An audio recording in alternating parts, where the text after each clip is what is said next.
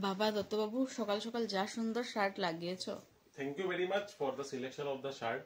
তুমি কালকে এটা সিলেক্ট করলে, আমরা গেলাম স্টাইল বাজারে অ্যান্ড এটা লিনেন কাপড়ের শার্টটা অনেক কম দামে পেয়ে গেছি, তো এটা নিয়ে নিলাম। অ্যান্ড এটা লুকসটাও খুব ভালো, প্রফেশনালও পড়তে পারবে, ক্যাজুয়ালও পড়তে পারবে। সেটাই, আমি অন্য একটা দেখেছিলাম বাট তুমি বললে এই কালারটা স্যুট করবে। কি কালার বলেছিলে জানি এটা?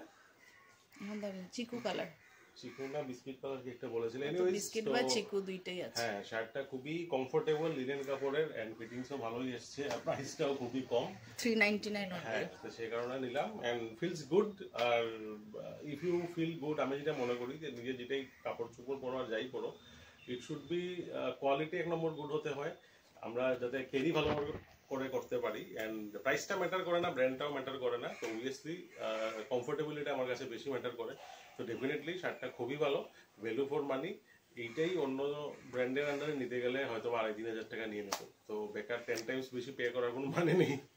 বাট এটাও ঠিক, এটা ধুলে পরে কি হবে সেটাও বুঝতে হবে। না, মনে হয় না লিনেন কাপড় তো কালার যাওয়ার কথা নেই, লাইট কালার তো না না, কালার যাওয়ার কথা বলছি না আমি, বলছি বাট এনিওয়েজ না, যারা বিক্রি করছে ওরাও তো অবভিয়াসলি এরকম চাইবে না যে ওদের এখানে একবার কাস্টমার আসুক দেন আর আসবে না। যদি এটা সাপোজ ধোয়ার পরে খারাপ হয়ে যায়, then definitely I will no go there.